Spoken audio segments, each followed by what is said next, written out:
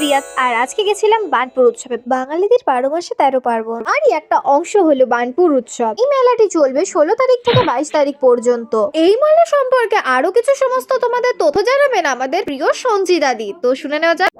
Hello বন্ধুরা, বানপুর উৎসব শুরু হয়ে গেছে। শীতকাল মানেই হচ্ছে খাওয়া দাওয়া এবং তার সাথে হচ্ছে মেলা। তো এই শীতকালে খাওয়া দাওয়া এবং মেলার অনুভূতিটা নেওয়ার জন্য আপনাদেরকে আসতে হবে বানপুর উৎসবে। বানপুর উৎসব আজ থেকে শুরু হলো 16 থেকে 22 তারিখ অবধি।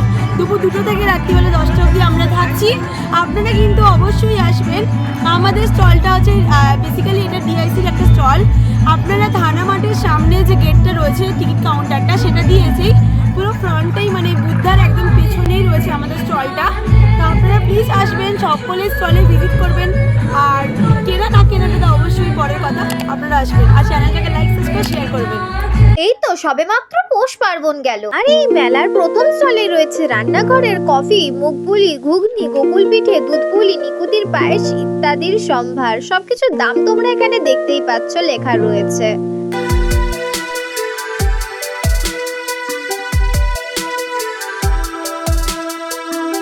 আর এই যে কাকিমাকে দেখতে পাচ্ছ, ইনি সমস্ত জিনিসগুলি বিতরণ করছিলেন। পিছনে আরেকটা লিস্ট দেখতে পাচ্ছ, সেখানেও সেগুলোর বিষয়ে লেখা রয়েছে।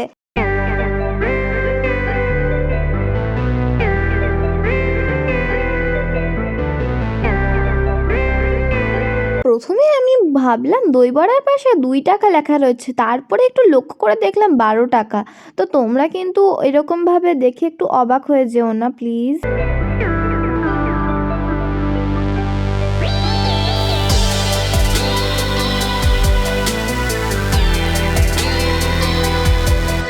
এটা হচ্ছে পার্কিং এরিয়া। এখানে তোমরা দেখতে পাচ্ছ প্রত্যেকে গাড়ি পার্ক করে রেখে দিয়েছেন।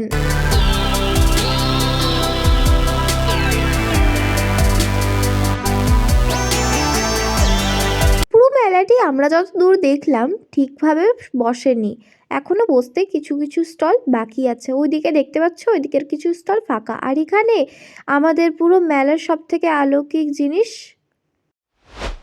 গৌতম বুদ্ধের মূর্তি। কি সুন্দর, তাই না? এটিকে ঘিরে রয়েছে মেলার মূল আকর্ষণ, কিন্তু অপরদিকে ওদিকে দেখতে পাচ্ছ স্টেজটি, সেখানে উপরে লেখা রয়েছে বানপুর উৎসব। বানপুর উৎসব ওয়েলফেয়ার সোসাইটির পক্ষ থেকে এটা করা হচ্ছে। এখানে প্রতিদিন নানা রকমের ফাংশন ইত্যাদি হবে যতটুকু আমরা জানতে পারছি। তাই আর বেশি দেরি না করে সত্বর চলে আসুন বানপুর উৎসবে। সমস্ত রকমের জিনিস আপনারা এখানে পেয়ে যাবেন।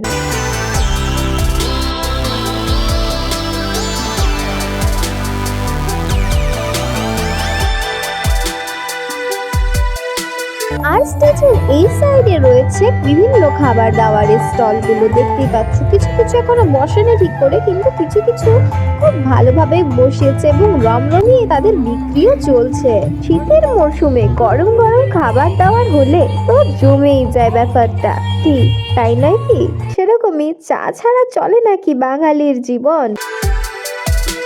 Asansol solar and engineering private লিমিটেডের পক্ষ থেকে একটি স্টল রাখা হয়েছিল, যেখানে সোলার সিস্টেমের বিভিন্ন রকমের সামগ্রী ছিল। আর অপরদিকে দেখতে পাচ্ছ জামা কাপড়। এখানে আমি একটা জিনিস লক্ষ্য করেছি, অনেক বেশি জামা কাপড়, তারপরে সোয়েটার ইত্যাদি একটু বেশি মাত্রায় আছে। এখনো পর্যন্ত সমস্ত স্টলগুলি সঠিক পরিমাণে সেজে উঠতে পারেনি, এবং এখানে দেখতে পাচ্ছ আসবাবপত্রের যে স্টলটা কি সুন্দর করে সাজিয়ে ফেলেছে ইতিমধ্যে। আর আমি আরো কিছু দেখতে পাচ্ছি, এখানে একটি খুব সুন্দর স্টল, যেখানে অনেকগুলি ঠাকুরের মূর্তি সাজানো রয়েছে খুব সুন্দরভাবে।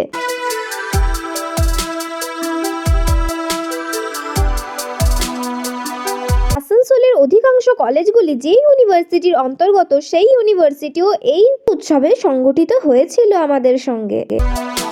মেলার একটা গুরুত্বপূর্ণ অংশ এবার আমার চোখে পড়লো, যেটা একটা কামরার মতো করে আছে, যেখানে লোকেরা বসেছে নিজেদের সামগ্রী নিয়ে।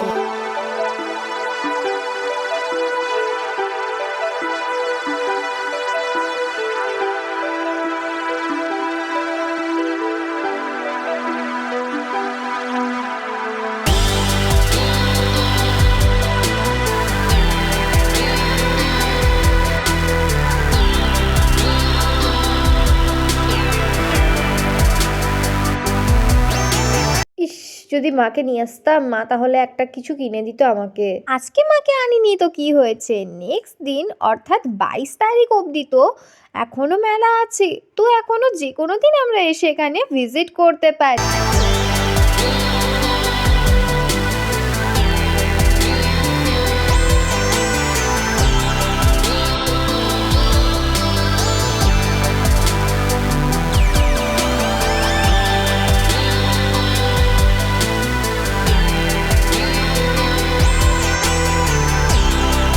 এখানে অনেক সুন্দর সুন্দর সোয়েটার রয়েছে ছোট বাচ্চাদের জন্য এবং বড়দের জন্য, এবং আপনারা যাদের ঘরে ছোট গোপাল আছে তাদের জন্য খুব সুন্দর জিনিস রয়েছে। তাছাড়া জুয়েলারি তো রয়েছেই।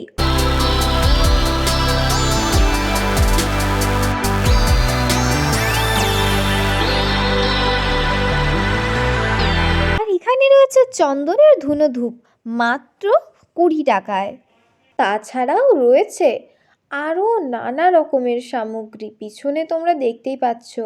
আর এগুলো হচ্ছে পাটের জিনিসপত্র, কি চিনতে পারছো জিনিসপত্রগুলো?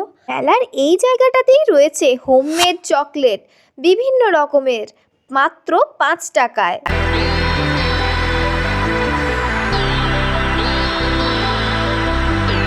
আর এগুলো হচ্ছে নানা ধরনের বড়ি, এগুলো সেই সেম স্টলের মধ্যেই উপস্থিত রয়েছে। আর এই স্টলেই উপস্থিত রয়েছে আমাদের প্রিয়, সকলের প্রিয় সঞ্চিতা দি। তো ইনি কি বলছেন চলো একবার দেখে নেওয়া যাক এই মেলা সম্পর্কে। যারা ভিডিওটা দেখছেন ডিআইসি স্টলে অবশ্যই আসবেন, প্যাক করা আছে জানছি মানছি ঠান্ডা, বাট বাইরে একদমই ঠান্ডা লাগবে না, এখানে এসে আপনারা কেনাকাটা করতে পারেন, দেখা করতেও অন্তত আসবেন এই ঠান্ডার মধ্যে। এখানে প্রতিদিন অনুষ্ঠিত হবে নানা রকম সাংস্কৃতিক উৎসব, তো আপনারা প্রত্যেক সন্ধ্যায় চাইলে আসতে পারেন এবং এসে এই আনন্দ উৎসবের অংশীদার হতে পারেন। এবং কারা কারা আসবেন এই উৎসবে তা এখানে স্পষ্টভাবে লিখে দেওয়া রয়েছে, চাইলে আপনারা এটা চেক করে নিতে পারেন। তো কেমন লাগলো আজকের আমাদের এই ভিডিওটা কমেন্ট করে নিশ্চয়ই জানান, এবং ভালো লাগলে একটি লাইক, একটি কমেন্ট এবং একটি শেয়ার অতি অবশ্যই করে দেবেন। এবং আপনারা যদি এই ভিডিওটি প্রথম দেখে থাকেন তাহলে চ্যানেলটিতে একটি সাবস্ক্রাইব করেই দেবেন। তো দেখা হচ্ছে পরের ভিডিওতে, ততক্ষণের জন্য আপনাদের সকলকে জানাই শুভরাত্রি। আপনারা সকলে ভালো থাকবেন, সাবধানে থাকবেন, সুস্থ থাকবেন এবং এই মেলাটিতে একবার আসার অন্তত চেষ্টা করবেন।